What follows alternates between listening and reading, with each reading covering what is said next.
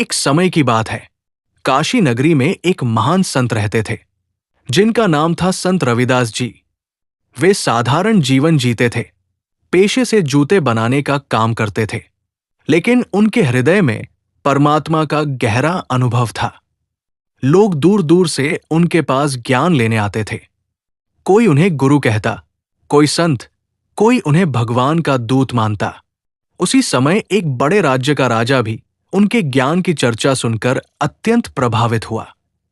उसके मन में इच्छा हुई कि मैं भी उस संत से मिलूं और आत्मज्ञान प्राप्त करूं। राजा ने सोचा कि मैं राजा हूं, मेरे पास धन है, शक्ति है, पर मन में शांति नहीं है।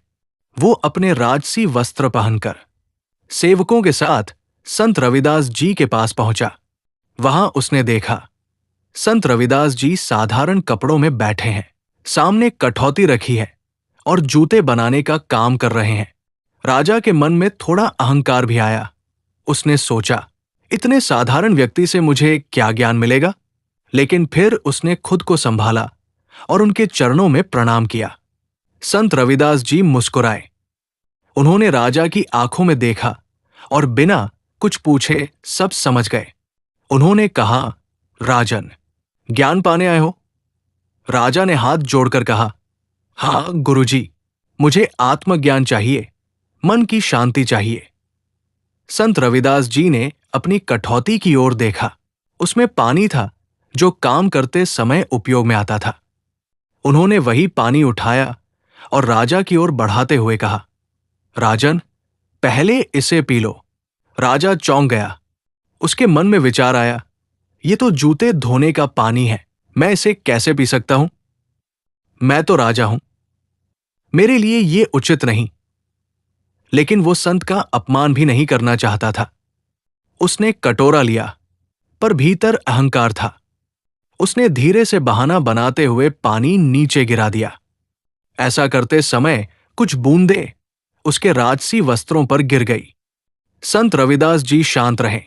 उन्होंने कुछ नहीं कहा, बस मुस्कुरा दिए। राजा ने सोचा, मैंने पानी नहीं पिया, अब शायद मुझे ज्ञान नहीं मिलेगा।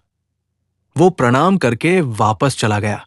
राजा के वस्त्रों पर जो पानी गिरा था, वो कपड़े धोने के लिए धोबी के पास भेजे गए। धोबी ने जब कपड़े धोने शुरू किए तो उसे कपड़ों पर लगे दाग साफ करने पड़े। वो पानी से कपड़े रगड़ रहा था। उसी समय कपड़े का थोड़ा गीला हिस्सा उसके हाथ से उसके मुंह के पास आ गया और अनजाने में कुछ बूंदें उसके मुंह में चली गई।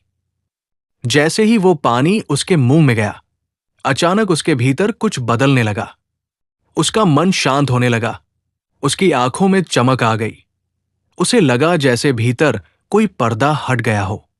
वो साधारण धोबी अचानक गहरे चिंतन में डूब गया। उसे संसार की नश्वरता समझ आने लगी। मन में भक्ति जाग उठी। उसे लगा जैसे भीतर प्रकाश फैल गया हो। वो वहीं बैठ गया और भगवान का नाम लेने लगा। धीरे धीरे लोग देखने लगे कि धोबी बदल गया है। उसकी बातें ज्ञानपूर्ण हो गई। वो अब साधारण व्यक्ति नहीं रहा। उसके अंदर आध्यात्मिक जागृति हो गई थी। कुछ समय बाद राजा को ये बात पता चली। वो आश्चर्यचकित हुआ। उसने सोचा, मैं तो स्वयं संत रविदास जी के पास गया था, पर मुझे ज्ञान नहीं मिला, और ये धोबी ज्ञानवान कैसे हो गया? वो तुरंत संत रविदास जी के पास पहुंचा और उनसे पूछा, गुरुदेव, ये क्या रहस्य है? मैंने तो आपके सामने बैठकर ज्ञान मांगा था, पर मुझे कुछ नहीं मिला और धोबी को ज्ञान मिल गया। संत रविदास जी मुस्कुराए और बोले, राजन, जब मैंने तुम्हें कठौती का पानी दिया था, तब उसमें ज्ञान था, लेकिन तुमने उसे स्वीकार नहीं किया, क्योंकि तुम्हारे भीतर अहंकार था। तुमने उसे नीचे गिरा दिया। वही पानी जब धोबी के मुंह में गया, उसने बिना अहंकार के उसे स्वीकार किया, इसलिए उसे ज्ञान मिल गया। राजा की आंखें खुल गई। उसे समझ आ गया कि ज्ञान पाने के लिए बाहरी पद, धन, वैभव नहीं, बल्कि विनम्रता और समर्पण चाहिए। वो संत रविदास जी के चरणों में गिर पड़ा और बोला, गुरुदेव, अब मैं समझ गया, मेरा अहंकार ही मेरे ज्ञान के रास्ते में बाधा था। संत रविदास जी ने कहा, राजन, ज्ञान पाने के लिए पात्रता चाहिए। पात्र वही बनता है जो नम्र हो, सरल हो और भीतर से खाली हो। भरा हुआ पात्र कुछ नहीं ले सकता, खाली पात्र ही भरता है। इस प्रकार राजा ने अहंकार छोड़कर सच्चे मन से भक्ति शुरू की और धीरे धीरे उसे भी आत्मज्ञान प्राप्त हुआ। इस कहानी का संदेश यही है, जो झुकता है वही भरता है, जो खाली होता है वही पाता है, और जो अहंकार छोड़ देता है वही ज्ञान का अधिकारी बनता है।